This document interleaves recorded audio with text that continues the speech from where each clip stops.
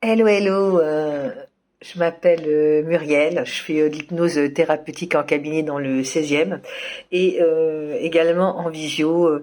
Je suis à l'hôpital Necker parce qu'en fait j'ai attrapé le Covid le 4 mai. Donc je suis partie à Necker d'abord et puis comme j'ai été en saturation, je suis partie pendant plus de 15 jours à l'hôpital Cochin. Je suis retournée pour la fête des mères à la maison pensant que j'étais guérie et en fin de compte ma saturation d'oxygène est descendue à 70, ce qui est très peu puisqu'il faut être entre 95 à 100 et du coup je suis repartie à Necker. Là, j'y suis depuis une semaine et j'ai fait une fibroscopie pulmonaire il y a 2 jours et on attend les résultats pour savoir quel traitement on va me donner. Du coup, entre-temps, je commence à aller mieux et j'ai décidé de faire des petites vidéos. Comment dire, sur la spiritualité, notamment sur la pleine conscience, parce que la pleine conscience, la méditation de pleine conscience, permet d'être plus présent dans le moment présent et du coup permet de se connecter à l'essence de son être, tout simplement à sentir la vie circuler en toi. Et une fois que la vie circule en toi et que tu as pu balayer toutes tes souffrances, tous tes blocages grâce à la méditation de pleine conscience, que ça permet de comprendre tes comportements, tes émotions, tes pensées et ensuite de faire une introspection sur toi-même, du coup après tu vas mieux, tu sens la vie circuler en toi chaque instant, l'amour et tout s'ouvre et sur ton chemin tout se fait naturellement et tu te retrouves là où tu dois être sans avoir à faire aucun effort. Et donc je trouve que c'est un outil de développement personnel exceptionnel. La pleine conscience, c'est la raison pour laquelle j'ai décidé de faire une playlist là-dessus pour t'apprendre ce que c'est que la pleine conscience et l'apprendre de différentes manières, parce que faire de la méditation de pleine conscience, c'est pas évident directement 45 minutes par jour, parce que c'est l'idéal, c'est un rituel à faire, mais si tu fais 5 minutes, 10 minutes, 15 minutes, plus tu vas faire une petite pause rien que pour toi, et bien plus c'est important et qu'importe le temps que va prendre cette pause, mais profiter d'un moment pour être en pleine présence de ce que tu fais. Donc ça peut être pendant que tu prépares à manger, pendant que tu fais la cuisine, ça peut être pendant que tu te brosses les dents, ça peut être pendant que tu manges. Donc il y a plein de moments où tu peux être en pleine conscience. Voilà, donc c'est un peu l'objet de cette playlist. Donc aujourd'hui j'ai l'air d'aller un petit peu mieux au niveau du visage, ça va mieux je pense.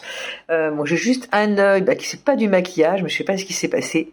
Bon voilà, donc là aujourd'hui je voulais parler du non-jugement, du fait d'observer les choses en étant dans le non-jugement. Parce qu'en fait, c'est ça aussi la méditation de pleine conscience, c'est être là, voilà, et observer comme un spectateur extérieur ce qui se passe en toi. Donc observer ta respiration, observer comment ton corps en fait est positionné, ton dos ou tes fesses par exemple, et te focaliser à la fois sur la respiration ou sur la posture de ton corps, mais en étant dans le non-jugement. Donc en fait, l'idée c'est de ne pas penser, de ne pas critiquer, de ne pas partir dans des pensées polluantes que tu peux avoir habituellement. Donc il y a un écrivain dans le développement personnel qui est assez connu et que j'aime bien, qui est Christophe André, qui dit prends soin d'accueillir le monde avant de prétendre le penser. Et c'est ça, en fait, la méditation de pleine conscience, la pleine conscience, la pleine présence, c'est accueillir tout simplement ce qui est là, tu vois, quand tu fais de la méditation. Il ne faut pas que le téléphone il tourne, voilà. Donc en fait, c'est accueillir ce qui est là, tout simplement, te poser à un endroit, un peu comme un arbre, et puis écouter, ressentir, et te focaliser sur ta respiration, ou sur ta posture, ou sur tes fesses, sur ton ventre. La pleine conscience, c'est en fait d'observer sans jugement ce qui se passe. D'accord? Donc, c'est pas la même chose. Enfin, il y a observer, c'est sans jugement. Juger, observer, c'est pas la même chose. En fait, il faut se mettre dans la peau d'un observateur extérieur qui serait au-dessus ou à côté, en train de regarder ce que tu es en train de faire. Tu vois, c'est ça.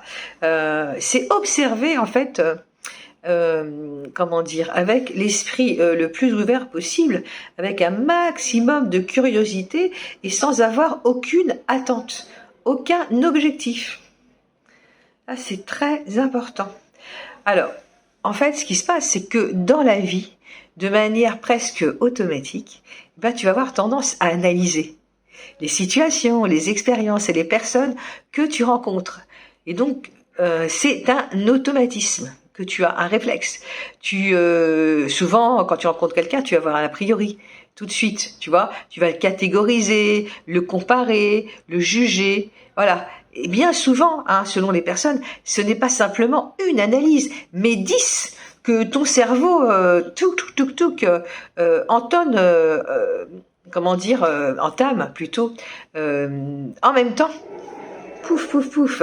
Et alors, en plus, de consommer de l'énergie au niveau de ton cerveau, inutilement, cela fait quoi? Eh bien, cela fait que ça va diminuer ta capacité de présence. Parce que, comme tu l'as compris, comme je te l'ai expliqué, plus tu vas être dans des pensées, à juger, à catégoriser, à dire « Ah ouais, mais celui-là, machin, à comparer, nanana », et moins tu es présent avec la personne, parce que avec ta tête, eh bien, tu es ailleurs. Voilà. Et donc, du coup, ça va faire que tu vas restreindre tes possibilités, de répondre de manière appropriée à la situation. Parce que, en fait, tu n'es pas dans la situation. Tu es déjà ailleurs avec ton cerveau. Donc, en fait, faire de la méditation de pleine présence, de la pleine conscience, de la mindfulness, c'est pas évident parce que il s'agit d'observer une situation, la tienne, de t'installer confortablement quelque part et d'observer cela sans jugement. Voilà, d'apprendre à observer une situation aussi sans jugement telle qu'elle est. Et c'est ça qui va donner un nouvel espace de liberté. C'est ce que j'appelle aussi la liberté intérieure. C'est ça qui va te donner, plus tu vas prendre une pause sur toi, plus tu vas te donner la possibilité d'observer les choses dans l'état d'être uniquement, mais pas dans l'état de faire. Et plus tu vas ouvrir un nouvel espace de liberté, qui est la liberté intérieure. Cela va te procurer un plaisir, en fait, d'être là simplement à observer les choses. Je ne sais pas comment t'expliquer. C'est un nouvel espace que tu ouvres en toi. Et donc, en cela, et c'est intéressant de le faire. Alors, je vais te proposer de faire un petit exercice, là, maintenant, pour, observer comment tu es, et si tu as tendance à juger, ou si tu sais observer les choses de manière factuelle. Alors, ce que je vais te proposer, c'est de te mettre devant un miroir. Et puis d'observer ton visage. Tu vois, là, moi, je suis là et je me vois. Hein. Je suis en face et je me vois parce que je me suis mis en mode selfie. Et tu vas décrire de la manière la plus factuelle possible, d'accord, ce que tu vois, c'est-à-dire ton visage. C'est pas facile, hein. Voilà. Fais l'exercice parce que nous sommes tellement habitués à juger. Donc ça peut être intéressant de commencer par toi-même et note quand tu fais ça devant ton miroir chacun des jugements qui t'est apparu et dès que tu vois que tu as procédé à un jugement plutôt qu'à une observation, eh bien reviens à une description et une observation. Donc je vais le faire pour moi parce que là je me vois, tu vois. Donc je vois que j'ai des cheveux longs avec des reflets blonds roux. Que au niveau de mes deux yeux, j'ai un œil qui est entouré de rose, que ce n'est pas du maquillage, voilà. Et je suis souriante. Je me trouve plutôt jolie, donc là c'est un jugement, mais c'est positif. Bref, t'as compris comment fonctionner. Voilà. Donc je te propose de faire ce petit exercice rigolo. De voir quand tu te regardes dans le miroir et quand tu te décris, essaie de te décrire de la manière la plus factuelle possible.